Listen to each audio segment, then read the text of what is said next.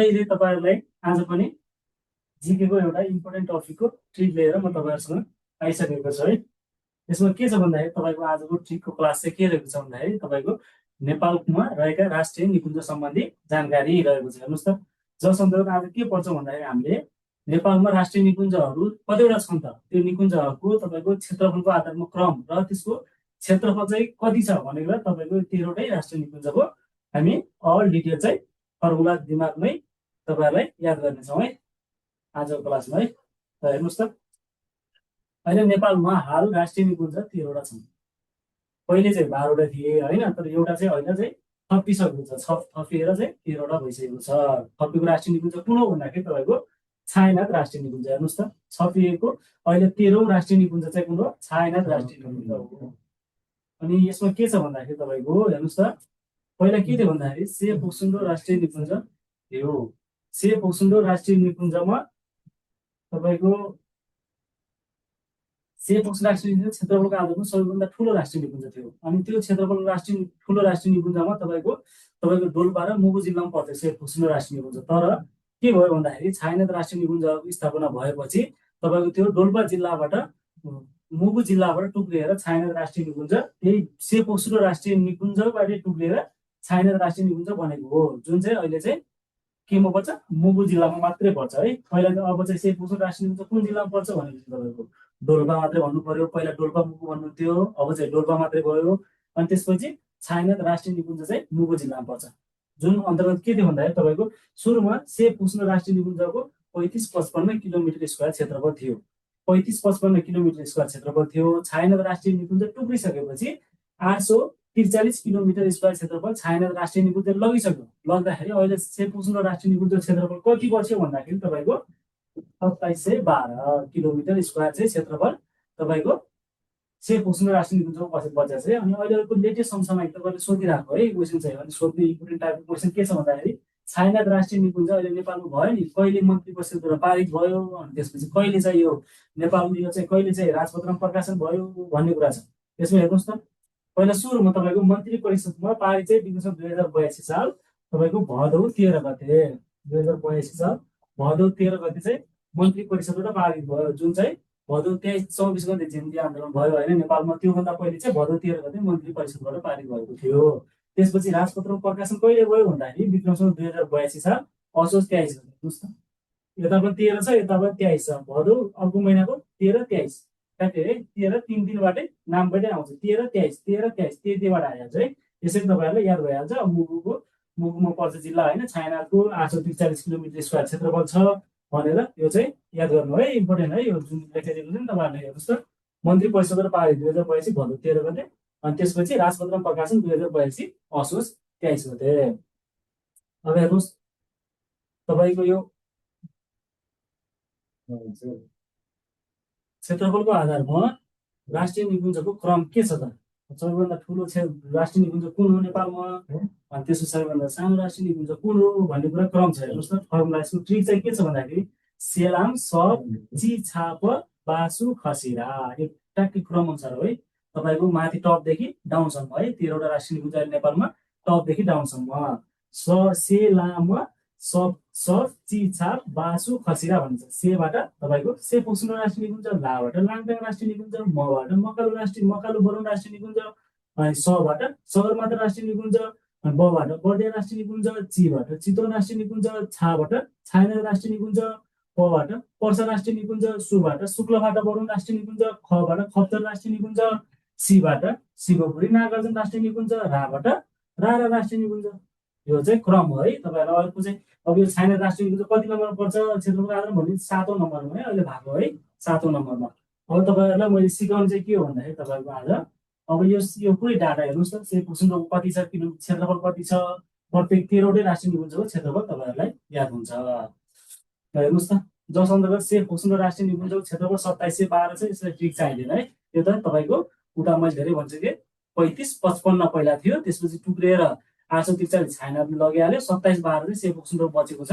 यो त्यसै थाहा भइहाल्छ है। 2712 र 843 माथिको समसामयिक पर्दाखेरि नै तपाईँहरूले ज्ञान हुनु पर्यो है त्यो। अब यसमा के छ भन्दाखेरि सेप ओक्सुन्डो भइहाल्यो है, 2712 किलोमिटर स्क्वायर याद भइहाल्छ। अब हेर्नुहोस् लाङटाङ राष्ट्रिय निकुञ्ज, अब यो चाहिँ ट्रिक के छ भन्दाखेरि ट्रिक अरू केही कुरासँग रिलेट गरेर मात्रै ट्रिक भन्छ है। त्यही भएर यो ट्रिक चाहिँ अलिकता तपाईँहरू अब धेरै नबुझ्नेलाई, भुल्ने जो हुनुहुन्छ उसलाई चाहिँ सजिलो हुन्छ ट्रिकहरू, पढ्नेलाई चाहिँ जेनरली पढेर याद भइहाल्छ है। नबुझ्नेलाई चाहिँ यस्तो ट्रिक हो, जसले चाहिँ पढेर चाँडै बिर्सिहाल्नुहुन्छ। हेर्नुहोस् त लाङटाङ राष्ट्रिय निकुञ्ज, लाङटाङ राष्ट्रिय निकुञ्ज क्षेत्रफल कति छ 1710। कसरी याद गर्ने? लाङटाङ भन्ने बित्तिकै लामा टाङ भन्ने याद हुन्छ कि हुन्न भन्नुहोस् त? लाङटाङ भन्ने बित्तिकै लामा टाङ भन्ने याद हुन्छ कि नै? लाङटाङ जसको लामा टाङ हुन्छ नि त्यसले के गर्छ 1/7 किलोमिटर पार गर्छ कि गर्दै गरेर हुन्छ। जसको लामा लामा टाङ हुन्छ, लामा लामा खुट्टा हुन्छ भने त हो अलिक पाइतला अलिक टाढा टाढा फाल्छ भन्ने कुरा। त्यसको जसको लामा टाङ हुन्छ त्यसले 1/7 किलोमिटर पार गरिदिन्छ कि। 1/7 किलोमिटर भन्ने बित्तिकै 1/7 याद भयो? 1/7 लामटाङ, लामाटाङ 1/7 किलोमिटर, यो याद भयो। मकालु बरुङ राष्ट्रिय निकुञ्ज, मकालु बरुङ राष्ट्रिय निकुञ्ज कति छ 1500 किलोमिटर स्क्वायर छ। यसलाई कसरी याद गर्ने हेर्नुहोस् त? मकालु भन्ने बित्तिकै मकालो भन्ने याद हुन्न, मकालु भन्ने बित्तिकै मकालो भन्ने याद हुन्छ। म कालो छु अरे, एउटा कसैले मलाई 500 रुपियाँ दियो भने चाहिँ म के किन्छु? गोरो हुने चिज लाएर, तपाईँको फेरि मेन्सन हुनसक्छ, लेडिजहरू हुनुहुन्छ भने चाहिँ फेरि लभली हुनसक्छ, के छ त्यो लाएर किनेर गोरो हुन्छ कि नै, त्यसरी याद हुन्छ। हेर्नुहोस् त म कालो भन्ने बित्तिकै म कालो छु अरे, कसरी हुन्छ याद गर्ने? म कालो छु अरे, एउटा कसैले 500 रुपियाँ दिएपछि त फेरि मेन्सन किनेर गोरो भइहाल्थ्यो नि, किन कालो भइराख्नु पर्ने? हेर्नुहोस् त म कालो भन्ने बित्तिकै एउटा भन्ने बित्तिकै एक, एउटा कसैले 500 रुपियाँ दिएपछि त फेरि मेन्सन किन्थ्यो नि भने चाहिँ 500, 1/500 याद हो?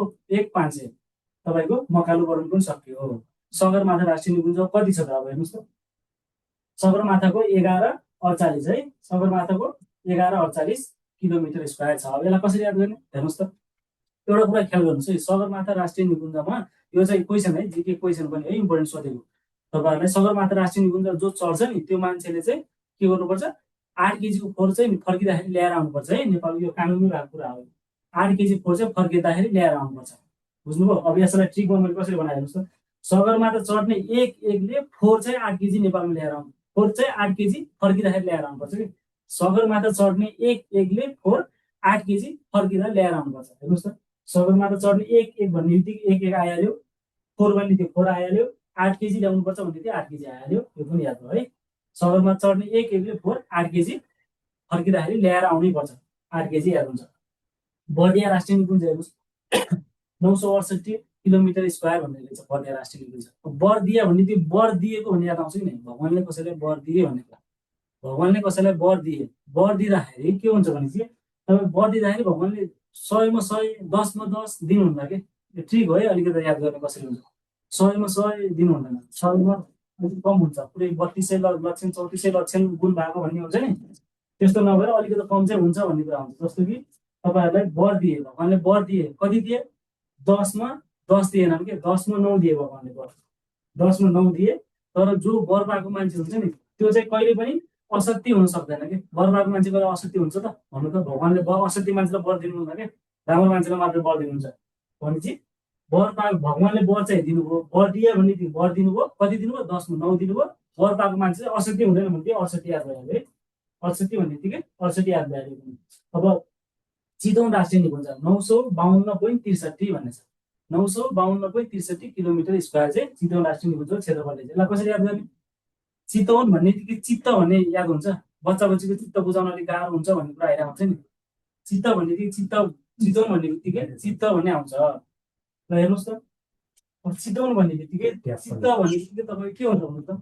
कुनै पनि बच्चालाई तपाईँहरूले उसलाई चित्त नबुझ्नेसम्म तपाईँले कपडा तपाईँले दिनुभयो भने चाहिँ उसको चित्त बुझेको छैन, उसले लाउँदै लाउँदैन कि, लाउँदैन। चितवन भने चित्त याद आउँछ। चित्त भने कस्तो चित्त? बच्चाको चित्त। कुनै बच्चालाई तपाईँले कपडा दिनुभयो, त्यसको चित्त नबुझ्दासम्म उसले लाउँदैन कि। के भन्छ? नाइ म कपडा लाउँदैन, चित्त बुझेको छैन नि त, नाइ म कपडा लाउँदैन। चाहे तपाईँ 30 शक्ति नै किन युज नगर्नुहोस्, 30 शक्ति युज गरे पनि म लाउँदिनँ कि। तपाईँ भने 30 शक्ति भने धेरै शक्ति भन्ने हुन्छ नि, 30 शक्ति युज गरे पनि म लाउँदिनँ। हेर्नुहोस् त चित्त भने चित्त, नाइ भने 9 आइहाल्यो, 9 आइहाल्यो। लाउन भन्ने बित्तिकै 52 आउँछ कि नै? लाउन भन्ने बित्तिकै 52 पनि आइहाल्यो। अनि 30 शक्ति नै युज गर्नुहोस् भन्ने बित्तिकै 30 शक्ति पनि आइहाल्यो। हेर्नुहोस् त नै भन्ने बित्तिकै 9, अनि लाउन भन्ने बित्तिकै 52, 30 शक्ति नै युज गर्नुहोस् भन्ने बित्तिकै 30 शक्ति आइहाल्यो डटमा। हेर्नुहोस् त डट यो पनि याद भयो है। अब छायाङ्कित राष्ट्रिय निकुञ्जको 843 भनिराख्नु पर्छ, पर्दैन है, धेरै पल्ट भनिसक्यो 2712, पहिला चाहिँ 35-55 थियो, अनि पछि 2712 हो, अनि चाइनाको 843 मा आयो भन्ने कुरा चाहिँ तपाईँहरूलाई 843 याद हुन्छ है, समसामयिक पढ्दा नै याद हुन्छ। अब हेर्नुहोस् अर्को पर्सा राष्ट्रिय निकुञ्ज। पर्सा राष्ट्रिय निकुञ्ज हेर्नुहोस् त, पर्सा भनेदेखि पर्छ भन्ने याद हुन्न, पर्सा भनेदेखि पर्छ के, मसँग पर्छ छ नभए आएन, पर्छ त छ, तर तपाईँको 2 रुपियाँ पनि 7 दिनमा बस्दैन क्या मसँग। पर्छ भनेदेखि पर्छ त छ नभए आएन, पर्छ 6 बजीमा, तर चाहिँ 2 रुपियाँ पनि 7 दिनमा बस्दैन। किन बस्दैन भने चाहिँ कतै रेस्टुरेन्टमा गएर कतै गएर बार भन्ने कि रोदी भन्ने आउँछ नि, त्यहाँ 3 जनालाई नचाउँछु। किन बस्दैन? 3 जना नचाउँछु। हेर्नुहोस् त, पर्छ भनेदेखि पर्छ त छ नभए आएन, पर्छ छ भन्ने बित्तिकै 6 आइहाल्यो। 2 रुपियाँ पनि 7 दिन बस्दैन भनेदेखि 2 र 7 आइहाल्यो, 2 र 7 आइहाल्यो। अनि त्यसपछि यो पैसा कहाँ खर्च गर्छु त भन्दाखेरि 3 जनालाई नचाउँछु, 3 जनालाई रेस्टुरेन्टमा अथवा बारमा नचाउँछु। 3 जनालाई नचाउँछु भने 3 जनालाई 9 याद भइहाल्यो है, 3.39 627.39 याद भयो। अब बाँके राष्ट्रिय निकुञ्ज, बाँके भन्ने बित्तिकै बाँकी रहेन भन्ने कुरा त थाहा भइहाल्छ नि। बाँके भन्ने बित्तिकै बाँकी रहेन, के बाँकी रह्यो? पैसै बाँकी रहेन कि, शून्य भयो भने त बाँकी रहनु भने नरहनु भन्नु पर्दा शून्य भयो। अब हेर्नुहोस् त, अब यो त्यो बारमा गएर नचाहेपछि पैसा कसरी बाँकी रहन्छ त? नचाउँदाखेरि कसरी नचाउनुहुन्छ त? बाँकी हुँदाखेरि तपाईँ एउटा हातमा राखेर अर्को हातमा राखेर यसरी पैसा नचाउनुहुन्छ कि नै? नचाउँछ कि नचाउनुहुन्छ भन्नुहोस् त? दुईवटा, एउटा 5 औँला अर्को 5 औँला मिलेर पैसा नचाहेर शून्य बनाउनुहुन्छ कि, 0 बनाउनुहुन्छ। कसरी पैसा बाँकी रहन्छ त भनेदेखि 5 औँला 5 औँला शून्य, याद भयो? 5 औँला 5 औँला शून्य, 5 औँला 5 औँला नचाहेर तपाईँले शून्य बनाउनुहुन्छ, पैसा 0 बनाउनुहुन्छ। अनि कसरी बाँकी रहन्छ? बाँकी रहँदैन भने चाहिँ बाँके राष्ट्रिय निकुञ्ज याद हुन्छ। शुक्लाफाटा राष्ट्रिय निकुञ्ज हेर्नु त, शुक्लाफाटा राष्ट्रिय निकुञ्ज भनेको 305, शुक्लाफाटा राष्ट्रिय निकुञ्जको क्षेत्रफल भनेको 305। अब के छ भन्दाखेरि तपाईँहरूलाई अलिक पहिलातिर है, यो निकुञ्ज नलाग्दाखेरि तपाईँ खोलामा विष हालेर मार्ने, पानी सुकाएर मार्ने, माछा मार्ने भन्ने चलन अलिअलि आउँथ्यो है गाउँघरमा। कति ख्याल गर्नुभएको छ? अहिले चाहिँ विष हाल्न पाउँदैन है, अहिले चाहिँ विष हालेको चाहिँ फेरि 28 वर्ष जेलै हो है, त्यो चाहिँ नआउनु होला। त्यही भएर यहाँ फेरि सरले फेरि विष हाल्ने पढाउनु भयो भनेर फेरि मलाई फेरि कसरी समात्नु होला है, फेरि नसमात्नु होला।